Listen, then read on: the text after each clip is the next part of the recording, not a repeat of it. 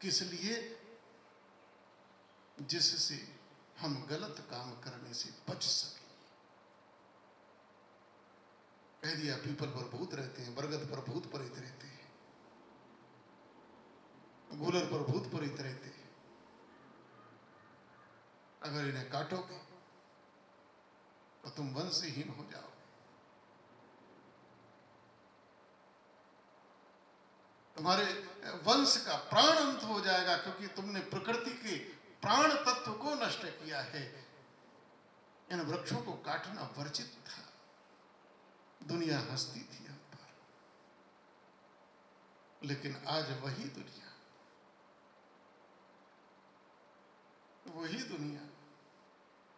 आज पीपल को खोज रही है, आज बरगद को खोज रही है। वही दुनिया आज तुलसी को खोज रही है।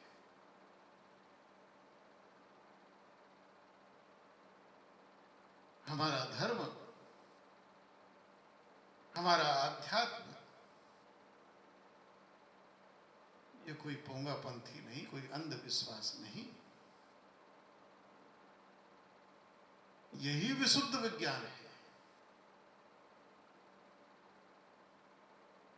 ज्ञान का परिष्कृत रूप ही विज्ञान है।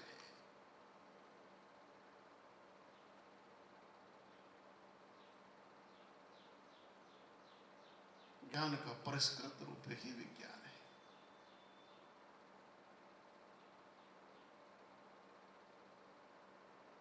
हमने तत्वों को परमात्मा तुल्य माना है, इसलिए उनको नमन किया है। और ऐसे ही नमन नहीं किया, उनकी शक्ति को जाना है। और यही परमात्मा के स्वरूप हैं। हमने जल को नमन करा, हमने वृक्षों को नमन करा, हमने पर्वतों को नमन किया है।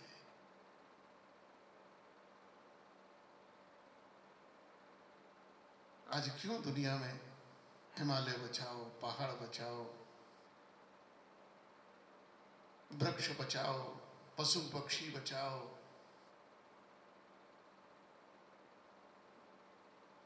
हमने तो पशुओं में भी मां का दर्शन किया है।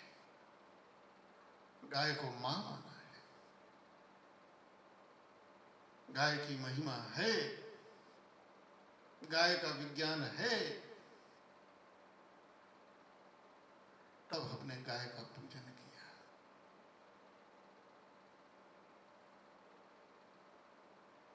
लेकिन दुर्भाग्य है, ये सारा ज्ञान विज्ञान हमसे दूर हो गया, दूर कर दिया गया। बीच में मुगल काल आया,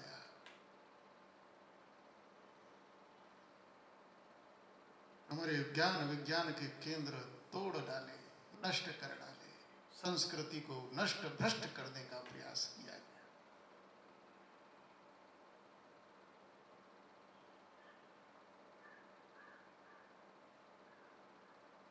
और कहा गया कि तहजीब हमने आपको सिखाई है। हद है भाई, सुनकर भी हंसी आती है।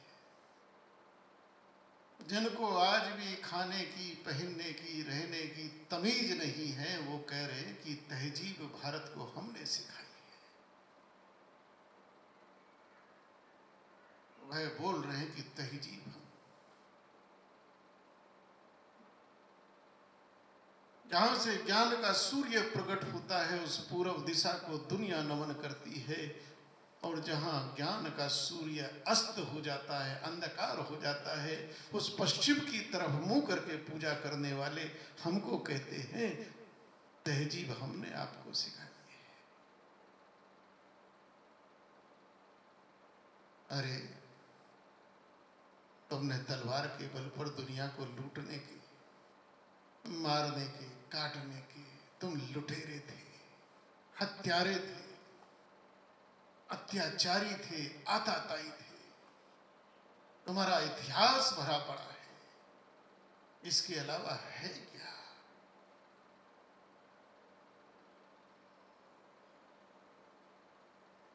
गर्दनें काटी, गरम तवों पर बैठाए, खोलते कढ़ाई में डलवाए गए, जिंदा आरों से चिरवाए गए, यही तो तुम्हारी संस्कृति है।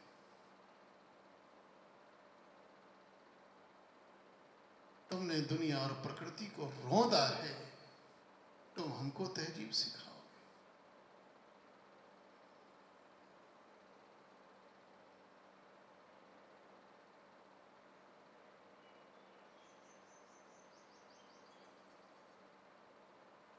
लेकिन हमारे समाज के भी मूढ़ लोग गंगा जमनी तहजीब, नदियों को मजहब में बांट दिए। अरे गंगा हिंदू हो गई, जमुना मुसलमान हो गई। जमुना कब से मुसलमान हो गई? कृष्ण की पटरानी, योगी राज कृष्ण की पटरानी। अंग्रेज आए, उन्होंने तो हमारी शिक्षा पर ही कब्जा कर लिया। हमको ऐसी एबीसीडी पढ़ाई, पुराण गडरियों के गीत थे। वेद पुराण गडरियों के गीत हैं, कुछ भी नहीं है।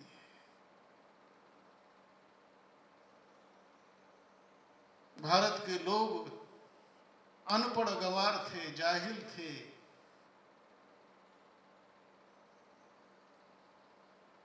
भैंस भेड़ बकरी चराने वाले थे।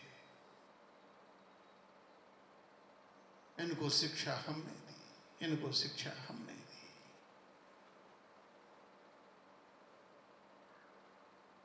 अरे जब तुम संसार में पैदा नहीं हुए, तुम्हारा जीवन क्या है? 2000 साल। जब तुम पैदा भी नहीं हुए, भारत ने दुनिया के महानतम ज्ञान के रहस्य भरे ग्रंथ लिख डाले थे। ज्यादा समय नहीं हुआ, यूरोप में, ब्रिटेन में 400 साल पहले तो इन पर भाषा तक नहीं थी, भोजन तक नहीं था।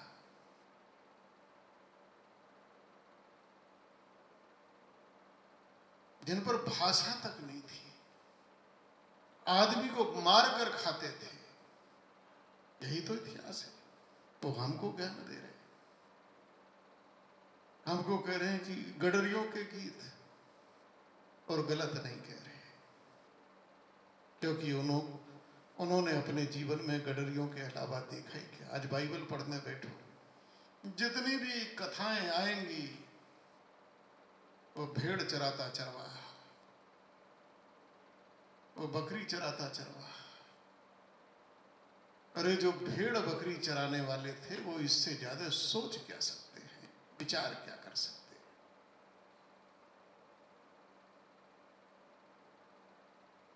लेकिन आज हमारी संस्कृति को नमन कर रहे हैं। आज वो हाथ जोड़कर नमस्कार कर रहे हैं, आज वो नमस्कार कर रहे हैं।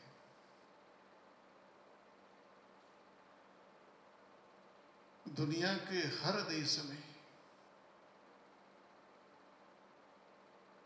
आज मुर्दे को जलाया जा रहा है, जलाया जा रहा है, दफनाया नहीं जा रहा।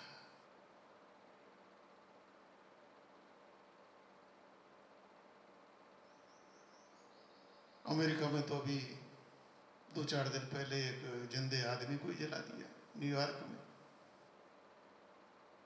तो कोरोना की रोज सैकड़ों हजारों मौतें हो रही हैं। वहाँ बड़े बड़े वो बने हुए हैं, ओवन टाइप के बने हैं, उसमें डाल देते हैं, 2-4 मिनट में आदमी जलकर राख हो जाता है। वहाँ का एक कर्मचारी था, रात दिन वहाँ जलाए जा रहे हैं, बेचारा थक गया था। अखबार में आया, समाचारों में आया, वो थक कर बेसुध हो गया या सो गया, क्या हुआ, उसको कोरोना पॉजिटिव समझकर मशीन से उठाकर डाल दिया। और जब वो चिल्लाया, तो जब तक चिल्लाते और मशीन को बंद करते तब तक तो राख हो गया बेचारा। अब दुनिया मान रही है कि ये दफनाना नहीं, जलाना ही श्रेष्ठ है। हमारी संस्कृति थी, और ये संस्कृति नहीं थी, हमारा धर्म था, हमारा आध्यात्म था। और ये धर्म आध्यात्म नहीं, हमारा विज्ञान था। बाहर से कोई भी आता था, दुकान से, मकान से, खेत से, खलियान से, बाजार से, जूते चप्पल बाहर उतारते थे। ये तो उत्तर भारत भ्रष्ट हो गया, अन्यथा आज भी दक्षिण में जाओ, पूर्वोत्तर में जाओ, आसाम, मेघालय, नागालैंड, त्रिपुरा में जाओ, बंगाल में जाओ, आंध्र में जाओ, तमिलनाडु में जाओ, केरल, कर्नाटक में जाओ, महाराष्ट्र, गुजरात में जाओ,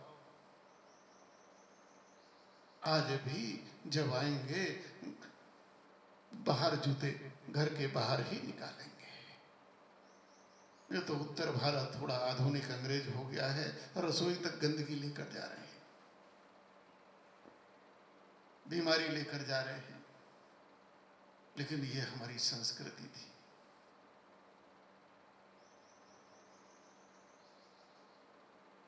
दुनिया की विकृति थी, रसोई तक जा रहा है, बेडरूम तक जा रहे हैं। लेकिन आज दुनिया कह रही है कि ना, जूता चप्पल से भी वायरस अंदर जाएगा, बाहर निकालो। हजारों वर्ष पहले, लाखों वर्ष पहले सनातन हिंदू संस्कृति का यह आचरण था। घर में घुसते थे, जूता निकालते थे, पैर धोते थे, हाथ धोते थे, मुंह धोते थे, तब घर में प्रवेश होता था। कोई अतिथि आया है, उसके पैर धोए जाते थे, उसको पहनने के लिए नया जूता चप्पल दिया जाता था। हम लोग जब बैठते थे भोजन करने चौके में, आटे से चौका पूरा जाता था, सीमा थी, उसके बाहर बैठना है। लेकिन भोजन तब मिलता था जब पैर धो लेते थे, हाथ धो लेते थे, मुंह धो लेते थे।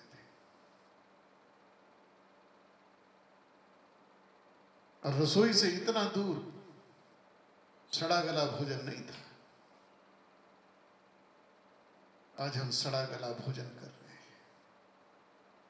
श्रीमद् भगवद गीता में सात्विक भोजन, राजसिक भोजन, तामसिक भोजन, ये तीनों प्रकार दिए हैं। आज दुनिया तामसिक भोजन कर रही है, तामसिक भोजन कर रही है। इसलिए दुनिया की वृत्ति तामसी हो गई है। ये जब से फ्रिज आया है घरों में, हम लोग तामसी हो गए।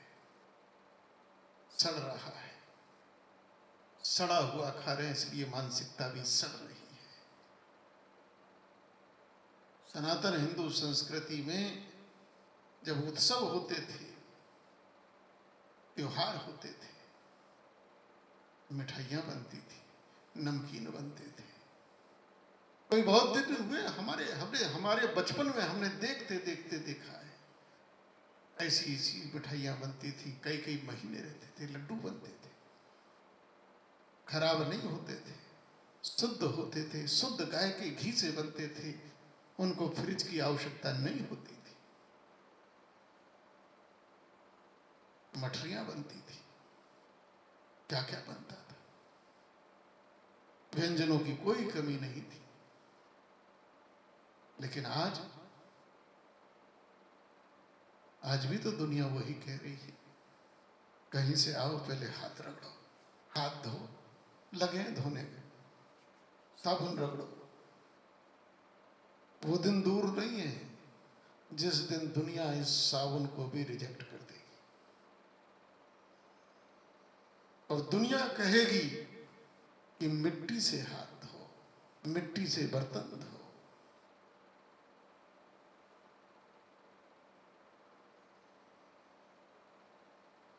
धातु के बर्तन, मिट्टी के बर्तन उपयोग करो।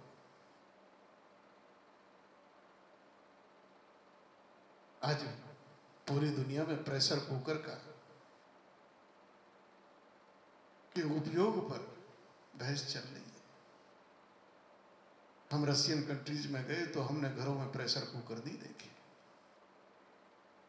हमको आश्चर्य हुआ। तो बताया कि महाराज प्रेशर कुकर में भोजन पकता नहीं है, केवल गलता है। मनुष्य को पका हुआ भोजन खाना चाहिए, गला हुआ और सड़ा हुआ नहीं खाना चाहिए। हमारी सनातन हिंदू संस्कृति या सनातन हिंदू धर्म यही ही यथार्थ धर्म है। हमने वृक्षों को पूजा, प्रकृति को पूजा है, पर्वतों को पूजा है, पक्षियों को पूजा है।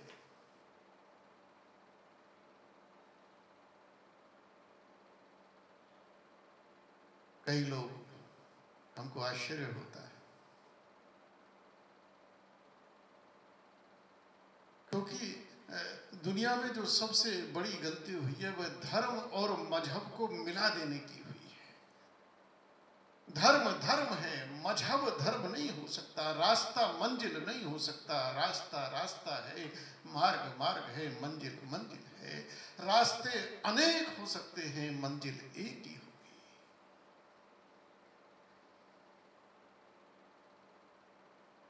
हमको शेर व शायरी आती नहीं है, कभी हमारा इसमें कोई इंटरेस्ट भी नहीं रहा, लेकिन कोई एक शेर है जिसका अर्थ है कि परिंदों का क्या, कभी मस्जिद जा बैठे तो कभी मंदिर जा बैठे।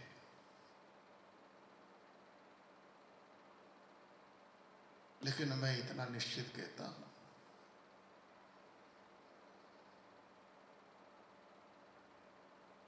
कि वह परिंदा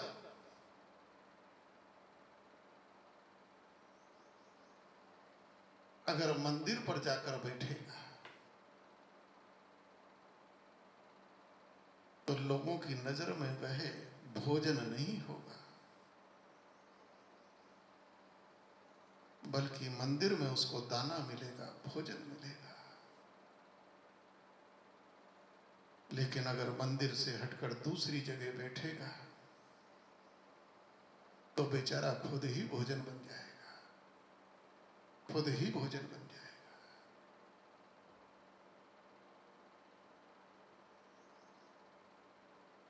दुनिया को सही व्याख्या करनी चाहिए, सही व्याख्या करनी चाहिए। हम सत्य को झुठला नहीं सकते। हमारी समस्या यह है कि हम सत्य को झुठला रहे हैं, सत्य को छुपा रहे हैं, सत्य को बोलने में, मानने में संकोच कर रहे हैं।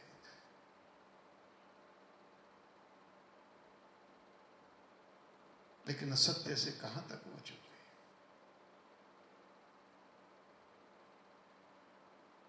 हमने पर्वतों को पूजा, नदियों को पूजा, वृक्षों को पूजा, पशु पक्षियों को पूजा है,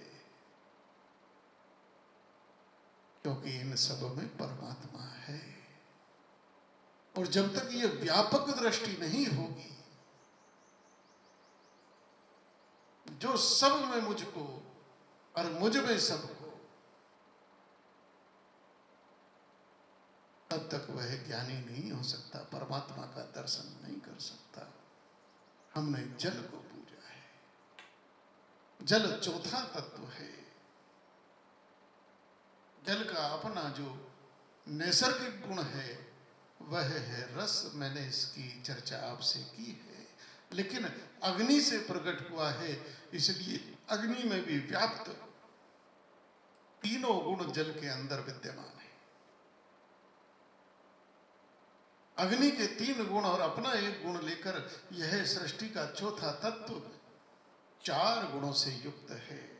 जल में रस है, जल का रूप है, दिखाई देता है। जल में स्पर्श है, छूने से पता लगता है। जल में शब्द भी है, आवाज से पता लगता है। और फिर इस चौथे तत्व से एक पांचवें तत्व की उत्पत्ति है, पंचम तत्व की।